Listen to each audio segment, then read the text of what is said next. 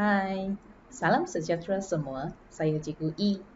Hari ini kita akan belajar perakaunan STPM semester 2 atau ulangan 2, perakaunan pengurusan. Topik yang pertama adalah topik 7 atau bab 7, asas perakaunan pengurusan dan kos. Sebelum kita masuk ke kelas bab 7 ini, mari kita tengok topik-topik yang akan dipelajari dalam semester 2 ini. Bab 7 atau topik 7 adalah asas perakaunan pengurusan dan kos. Topik 8, kaedah pengekosan. Topik 9, pengekosan marginal dan selapan. Topik 10, analisis kos volume untung. Topik 11, pembuatan keputusan. Dan topik 12 adalah pengekosan piawai. Seterusnya kita akan sambung tengok sub tajuk yang akan dipelajari dalam topik 7 ini. Asas perakaunan pengurusan dan kos. 7.1 pengenalan kepada perakaunan pengurusan. 7.2 pengenalan kepada perakaunan kos. 7.3 penjelasan kos.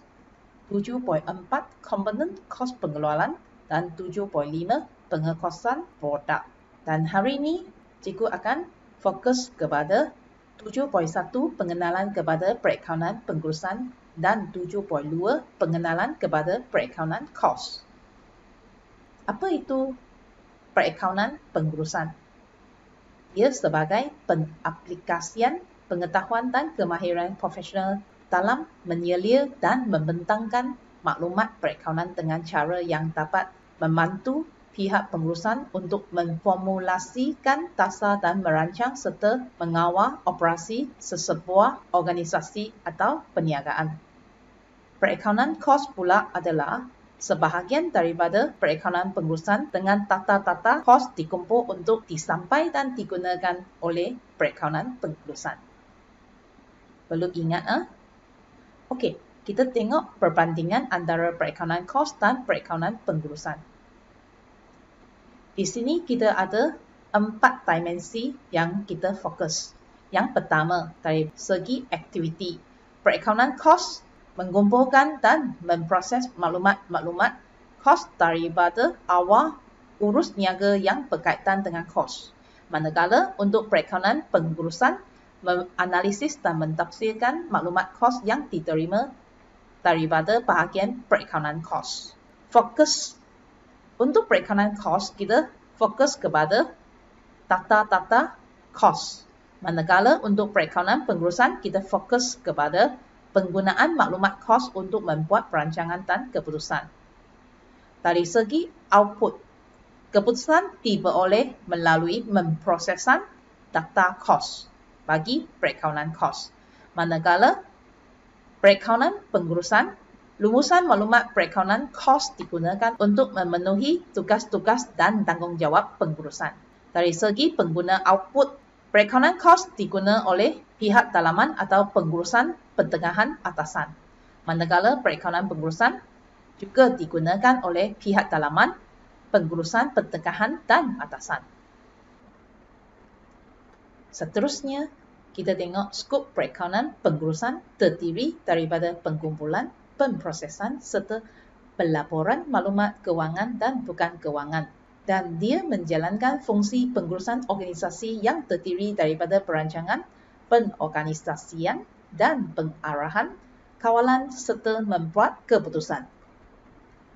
Perakaunan kewangan pula merekod pergerakan tunai, menunjukkan urus niaga kewangan yang berlaku, untung rugi dan kedudukan kewangan bagi sesuatu tempoh perakaunan. Mari kita tengok fungsi perakaunan pengurusan. Kita ada 3, 1 perancangan, kawalan dan pembuatan keputusan. Pengurus menggunakan maklumat perakaunan untuk 3 tujuan yang berikut. Merancang dan mengawalkan operasi perniagaan yang rutin atau biasa, ini termasuk menilai prestasi aktiviti dan prestasi pekerja. Yang kedua, kita boleh membuat keputusan jangka panjang dan jangka pendek. Keputusan jangka pendek adalah seperti keputusan meletakkan harga, keputusan menerima pesanan khas untuk sesuatu barang atau perkhidmatan, dan keputusan mengambil serta melatih kaki tangan. Keputusan jangka panjang pula meliputi keputusan untuk mengeluarkan sesuatu produk baru atau membuka cawangan. Dan dia juga bertujuan menyediakan laporan untuk pengguna dalaman bagi tujuan yang khusus dan membuatkan keputusan yang spesifik. Mari kita tengok perbandingan antara perakaunan kewangan dan perakaunan pengurusan. Dari dimensi pengguna utama, perakaunan kewangan digunakan oleh pengguna luaran seperti pemegang saham atau pakar pemegang saham, pemiutang, badan perundangan, contohnya lembaga hasil dalam negeri. Perakaunan pengurusan pula terdiri daripada pengguna dalaman iaitu pegawai dan pengurus, ketua jabatan dan penyelia dalam organisasi. Dari segi pemasaan, perakaunan kewangan memfokuskan pada masa lepas, manakala perakaunan pengurusan memfokuskan pada masa depan. Jenis dan kekerapan pelaporan. Untuk perakaunan kewangan terdiri daripada penyata-penyata seperti penyata pendapatan komprehensif, penyata kedudukan kewangan dan penyata aliran tunai. Dan biasanya dia diterbitkan setiap setengah tahun atau 1 tahun. Untuk perakaunan pengurusan terdiri daripada laporan dalaman seperti laporan prestasi jabatan atau bahagian, diterbitkan pada bila-bila masa dia diperlukan, misalnya secara harian, mingguan atau bulanan. Peraturan dan undang-undang bagi perakaunan kewangan, pendedahan mesti mematuhi keperluan FRS, Financial Reporting Standard, Akta Syarikat dan berdasarkan prinsip-prinsip perakaunan diterima umum GAAP, Generally Accepted Accounting Principle. Okey, bagi perakaunan pengurusan pula, tidak perlu mengikut apa-apa peraturan pendedahan atau mematuhi kaedah tertentu. Dari segi dimensi pengesahan laporan, perakaunan kewangan perlu diaudit oleh juru audit berdauriah seperti CPA. Manakala untuk perakaunan pengurusan tidak perlu perauditan, bebas dari luar syarikat. Bagi tujuan pelaporan, perakaunan kewangan menyediakan maklumat umum untuk semua pengguna. Manakala perakaunan pengurusan menyediakan maklumat bagi kumpulan pengguna tertentu bagi tujuan yang khusus dan pembuatan keputusan yang spesifik. Okey, mari kita tengok 7.2, pengenalan kepada pengurusan kos. Kos melibatkan penggawanan sesuatu aset atau sumber untuk mendapatkan aset yang lain. Contohnya, wang tunai dibayar untuk membeli sebuah mesin. Belanja pula melibatkan penggawanan sesuatu aset atau sumber untuk memperoleh hasil dalam sesuatu tempoh perakaunan. Contohnya, belanja operasi penjualan barang atau perkhidmatan seperti gaji, utility dan insurans perlu dibayar bagi membolehkan barang niaga dijual kepada pengguna. Skop perakaunan kos meliputi aktiviti-aktiviti merekod, mengumpul dan menganalisa tata-tata kos bagi sesuatu keluaran atau perkhidmatan serta menyampaikan maklumat terkini untuk membuat perancangan dan kawalan kos terhadap sesuatu projek. Jadi, di sini ada perakaunan kos membolehkan keberuntungan dan prestasi setiap kerja operasi dan jabatan dikenal pasti. Tujuan perancangan dan kawalan perancangan bagi operasi biasa, membuat keputusan, menentukan polisi harga dan juga membuat perancangan untuk masa depan. Laporan dalaman dapat disediakan dengan adanya perakaunan kos.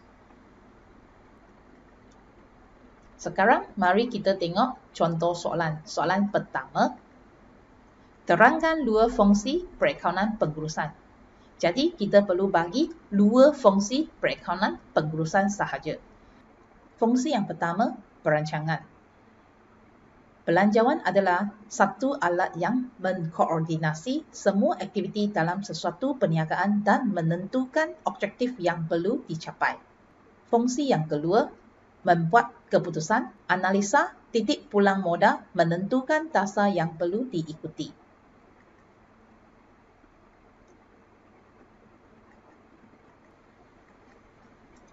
Contoh soalan 2.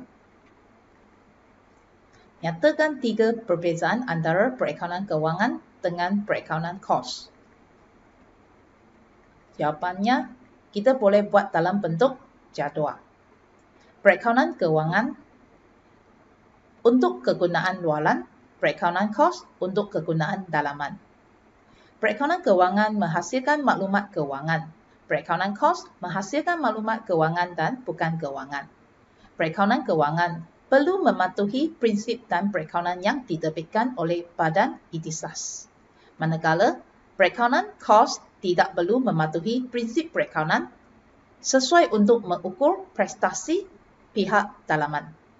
Soalan-soalan yang akan keluar dalam 7.1 dan 7.2 adalah soalan teori.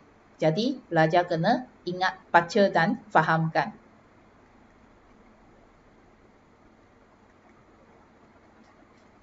Sekian sahaja. Terima kasih untuk perkongsian pada hari ini. If you think you can, sure you can. Sekiranya anda suka perkongsian ini, sila like, share dan subscribe channel Cikgu. Terima kasih.